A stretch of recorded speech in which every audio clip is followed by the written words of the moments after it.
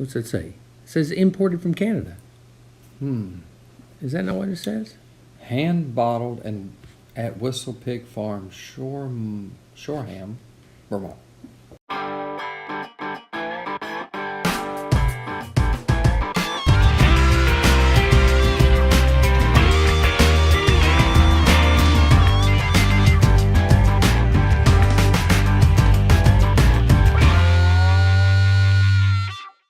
Whiskey Tango Charlie, welcome to another episode. We're going to taste a little whistling pig. We're reading the label, Charles. Whistle Pig, aged 10 years, right? A rye.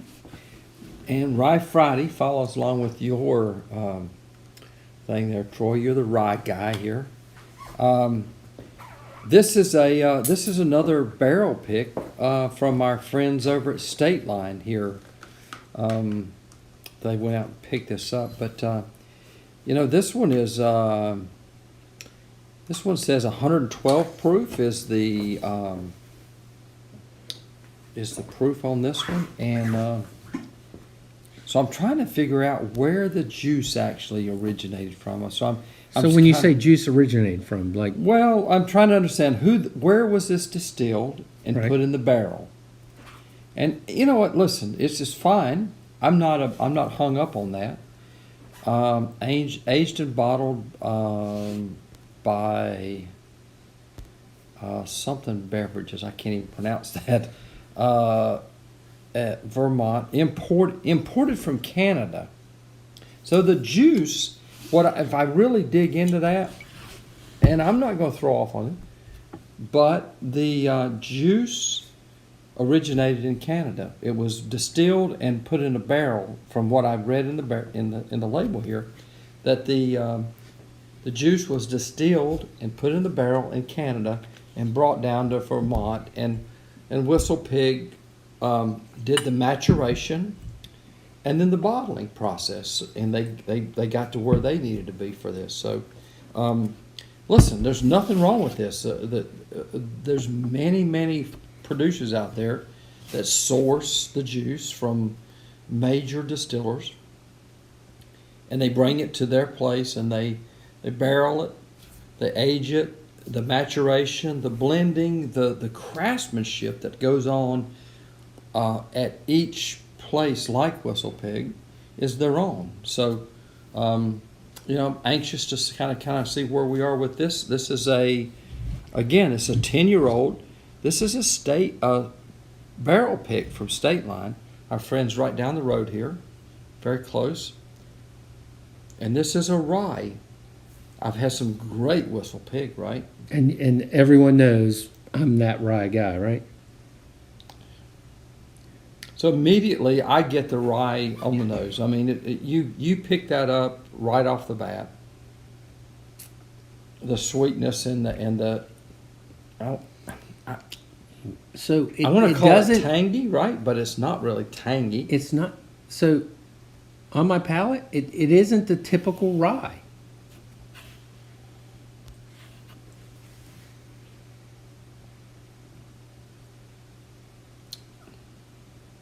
All right. Blown me away right there. Just saying. That just blew me away because you're right. Troy said it. Not typical rye. 112 proof, I would not even guess that to be 112. So once, ever have I been like close to being right. You're crazy, dude. I'm trying to get what I'm getting here on the after. I'm letting that settle. I'm gonna get a second sip here because the first sip typically is, if you do some tastings, you'll know that the first sip doesn't really give you that representation.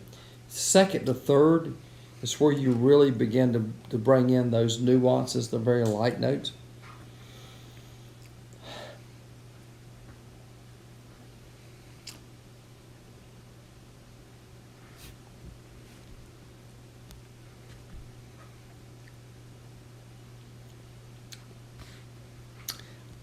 I'm just gonna go right. I'm gonna go on record right here saying I don't know how Whistle Pig does that. I do a lot of rye. I do a lot of bourbons. I don't even know where that profile comes from. It is very pleasing. Forward on the palate.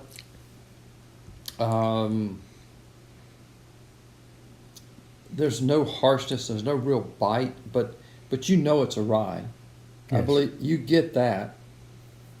And Mm-hmm.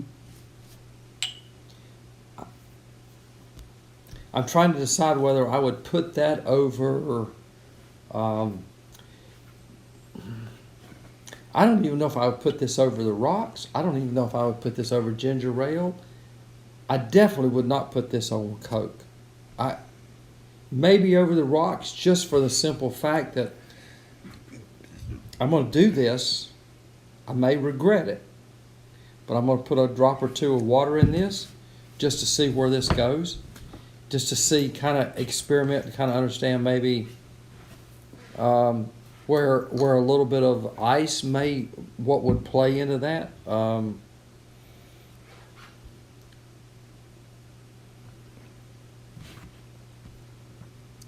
Okay. I could see that. Again, if you've got an afternoon, you're just sitting back relaxing, put a rocks glass, fill it full of ice, again, pour that in, and enjoy that flavor profile as the ice melts and builds to different levels, right? I like it. Right? I like it a lot. Wow.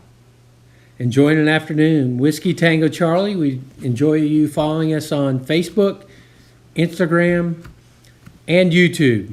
Soon, we're going to be at the what? Bardstown Bourbon Fest. September, folks. We're going to be there. We hope you guys are going to be there. Yeah, so look forward to meeting you. If you're ever in the Charlotte area, please reach out to us. We would love to have you on the show. The bourbon lifestyle, my friend. Good deal. Cheers. What's in your glass? What's in your glass?